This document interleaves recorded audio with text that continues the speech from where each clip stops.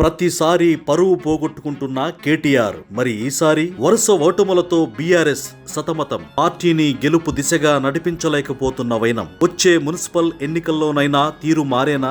అయ్యో పాపం కేటీఆర్. బీఆర్ఎస్ కార్యనిర్వాహక అధ్యక్షుడిగా బాధ్యతలు తీసుకున్నాక అసెంబ్లీ ఎన్నికల్లో పార్టీకి ఓటమిని కట్టబెట్టారు. ఆ తరువాత జరిగిన ఎంపీ ఎన్నికల్లో అయితే బీఆర్ఎస్ కు వచ్చిన సీట్లు 0. కంటోన్మెంట్ ఉప ఎన్నికలోనూ ఘోర ఓటమి. అదైతే మరీ దారుణం. సిట్టింగ్ సీటును సానుభూతితో దక్కించుకోవాల్సిన స్థానంలోనూ పార్టీని గెలిపించుకోలేకపోయారు. ఇక జూబ్లీ హిల్స్ ఉప ఎన్నికలోనూ అదే పరిస్థితి. సిట్టింగ్ స్థానం సానుభూతితో గెలవాల్సిన స్థానంలోనూ పార్టీ అభ్యర్థిని గెలిపించుకోలేకపోయారు కేటీఆర్. ఆ తరువాత జరిగిన సర్పంచ్ ఎన్నికల్లోనూ ఏమంతా ప్రభావం చూపించలేకపోయారు. అవంటే పార్టీ సింబల్ తో జరిగిన ఎన్నికలు కావు కాబట్టి ఎన్ని గెలిచినా క్లెయిమ్ చేసుకోలేని పరిస్థితి. ఇకపై జరగబోయేవన్నీ పార్టీ గుర్తుపై జరగబోయే ఎన్నికలు. వచ్చే మున్సిపల్ ఎన్నికలు బీఆర్ఎస్ ఉనికికి అత్యంత కీలకమైన ఎన్నికలు. అక్కడ కూడా పార్టీ చతికిలబడిందో ఇక రాష్ట్రంలో బీఆర్ఎస్ కు నూకల చెల్లాయనే అర్థం. బీఆర్ఎస్ కు మైనస్ అవుతున్నది కల్వకుంట్ల కుటుంబం వాళ్లే. అందులో కేసీఆర్, కవితతో పాటు కేటీఆర్, హరీష్ రావు కూడా ఉన్నారు.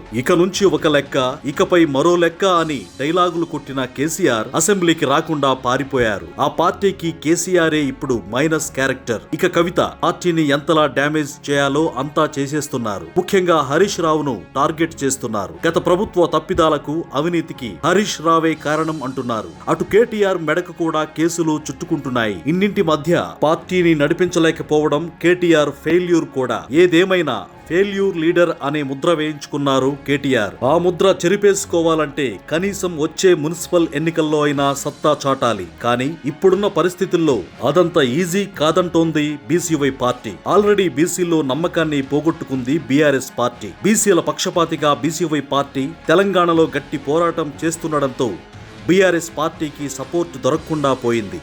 ఈ పరిస్థితుల్లో బీఆర్ఎస్ పార్టీ ప్రతిపక్ష పార్టీగా కూడా నిలదొక్కునే పరిస్థితి లేకుండా పోయిందంటున్నారు రాజకీయ విశ్లేషకులు.